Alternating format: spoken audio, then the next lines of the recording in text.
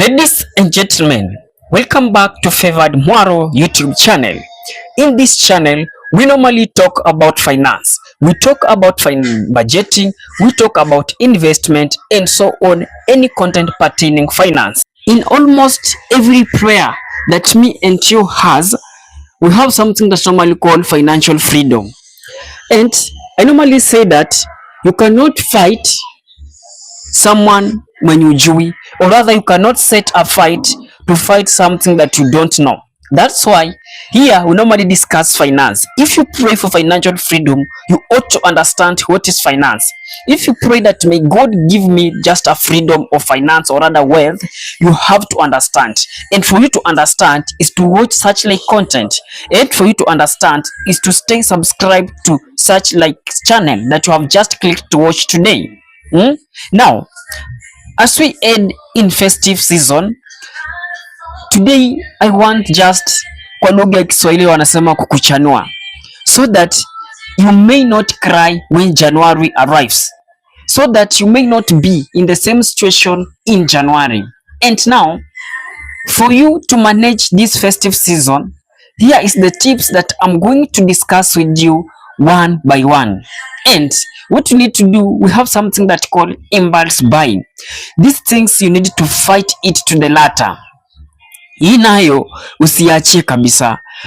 It teaches at times that when you are walking in street, children would say, buy for me. Your child may say, buy for me that, buy for me that, or rather, buy for me that.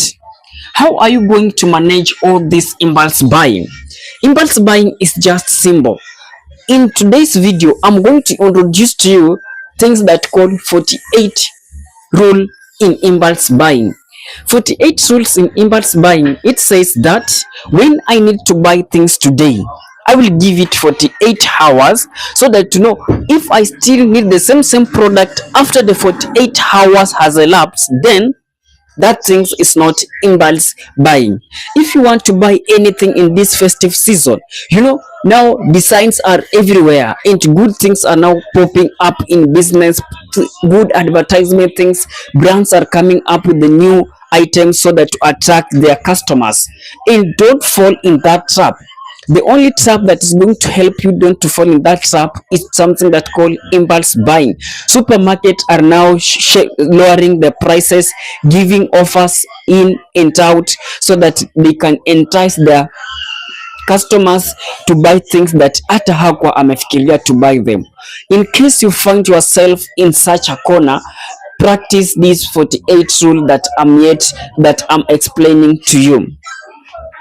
In this festive season is where people spend their salary, all of it, without even knowing how am I going to budget this salary that I have. So in budgeting, I'm introducing to you to these things that call 50-30-20 rule. 50-30-20 rule is going to help you in budgeting.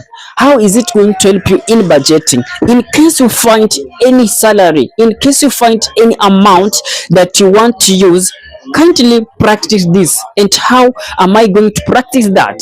Ensure that if you get pay, let me say October, not October, if you get pay, let me say in November or December, first write down first. Know that January is tough. And what I have nimepata like 20,000.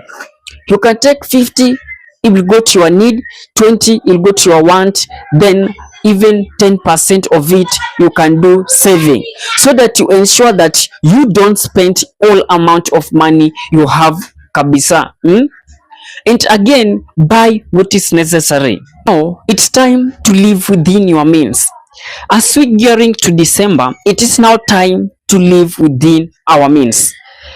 If I get 5,000, hiyo ni yangu. I should not go to start to compare myself with that person that get 100,000, with that person that get 200,000. Or rather, you have worked in a supermarket, then you start to admire things that you cannot even manage or rather afford for yourself.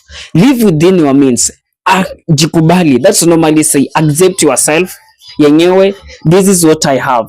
and you are entering this festive season, don't make it to be so special month, so special season. Make it to look like any other season you have ever had in life, even like April. Make it to look like April, make it to look like August, but don't exaggerate it so that it can eat up on your money. These things I'm speaking because we are entering in, and most of the people watajipata in side of crying come January. Si lazima ukule nyama kila siku. It's not a must that when jirani anakaanga you should also be doing something sorts of burns so that you can produce the same aroma in atmosphere.